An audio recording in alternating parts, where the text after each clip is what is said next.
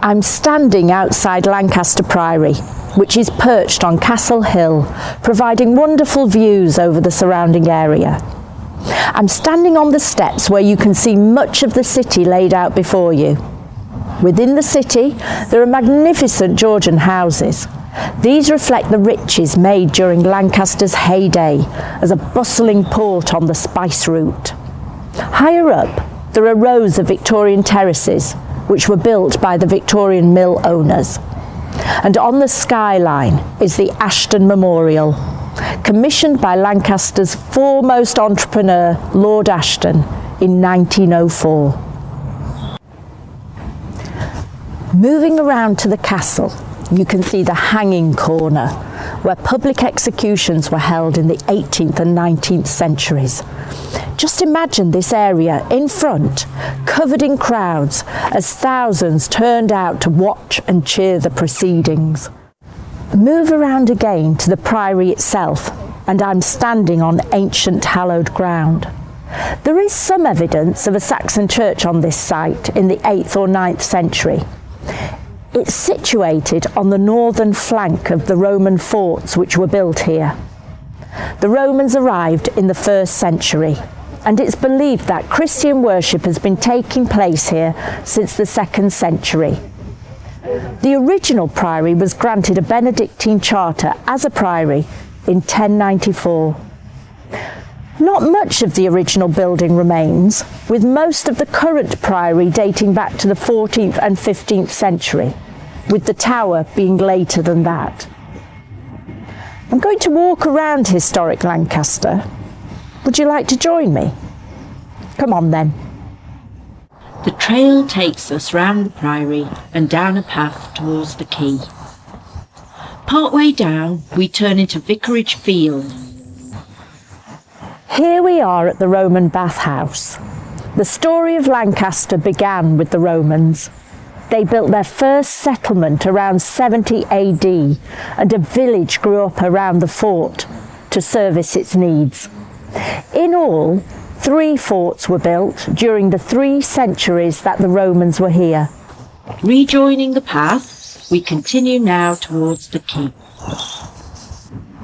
In the 1750s, Lancaster's bustling quayside was England's 4th largest port.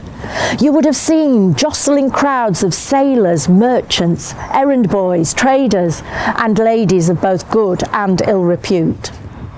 Legend has it that there were 50 hostilleries along the quay, catering for the crews that brought the cargoes of rum, spices, sugar, and tobacco from the colonies. Many of the warehouses can still be seen, although they have now been repurposed. The Customs House is now the Maritime Museum. Continuing along the riverside path, you come to the monument for captured Africans on Danside Street. Merchants from Lancaster participated in the slave trade through the port of Lancaster. The classic model of the Atlantic slave trade of the 18th and early 19th centuries was a triangular voyage. Ships sailed from Lancaster with British-made goods to barter in West Africa for captured Africans. They then sailed to the Caribbean or Southern American colonies, where these Africans were traded with the plantation owners. Finally, they would sail back to Lancaster, importing tropical goods for processing or sale. Some of the slaves ended up in Lancaster houses as domestic servants. This monument is a memorial to enslaved Africans transported in ships originating out of Lancaster. It lists some of the ships, their captains, and the number of Africans transported. The trail leads over Cable Street, where sailors hung their ropes to dry. Moving along Chapel Street, we pass St. John's Church, which was built in 1754.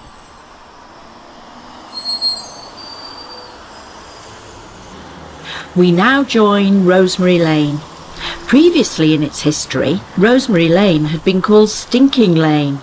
This was the area butchers operated from and slaughtered their animals, presumably causing a stink. We've arrived at Dalton Square, the site of Lancaster's current town hall. Opening in 1909, it was yet a further gift from Lord Ashton. At the time, it cost £155,000. That's the equivalent of £23.6 million in today's money. The style is Edwardian Baroque, with 6 huge columns supporting the portico. This in turn houses carving in the pediment above of Edward VII in full regal splendour, surrounded by female representations of truth, justice, freedom and loyalty. The death of Queen Victoria in 1901, after 64 years on the throne, sparked a flurry of commemorative statues in the UK and Empire. Amongst them was the statue in Dalton Square. Commissioned by Lord Ashton, it was yet another gift to the people of Lancaster.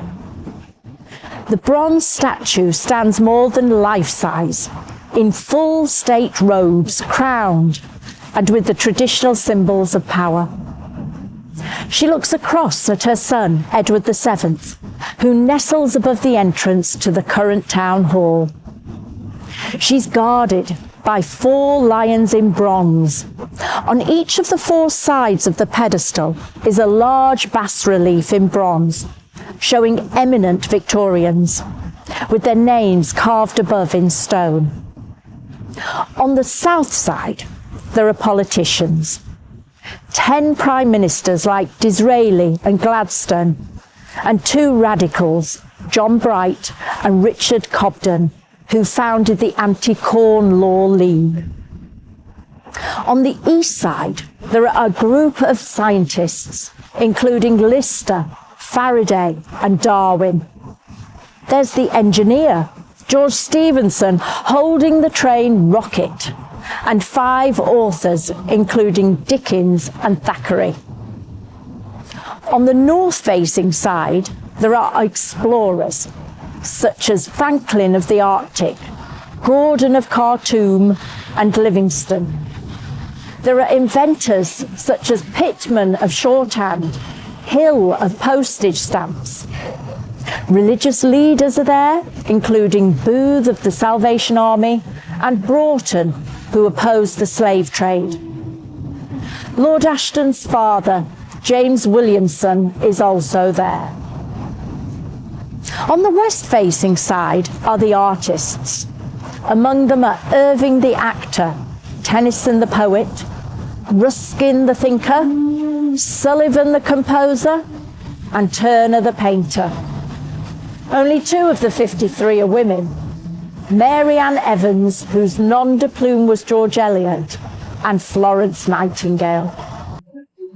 We've now arrived in Market Square. There's a plaque on the wall of the Beer and Twist restaurant which advises that Bonnie Prince Charlie was declared regent nearby in 1745. On the opposite side of Market Square lies the Old Town Hall. This was built between 1781 and 83. The ground floor was originally opened and used as a butter and corn market. The building was extended in 1871 and 1886, mainly on New Street. The original building now houses the City Museum and the extension, the Public Library. Church Street is on the line of the old Roman road where legions marched to the fort. Behind me is 76 Church Street, where Bonnie Prince Charlie is supposed to have stayed. At the top of the street, we find the Judge's Lodgings. It was originally built in the 1630s as the house of the governor of the castle. Later, it was used as accommodation for judges who travelled to preside over the assizes courts at the castle. At the top of the hill lies Lancaster Castle. The magnificent entrance is the John o' Gaunt Gate, John o' Gaunt being the Duke of Lancaster. The castle was built in around 1094, although there have been additions since. At this time, it was a frontier castle, as much of the area we know as Cumbria didn't join England until 10 years later. To the right of the gate is the Well Tower, although sometimes known as the Witches' Tower. This is where the Pendle witches were housed until their trial here in 1612. The castle has been both a court and a prison for much of its life. Well, that brings us to the end of our historic walk around Lancaster. I do hope you found it interesting.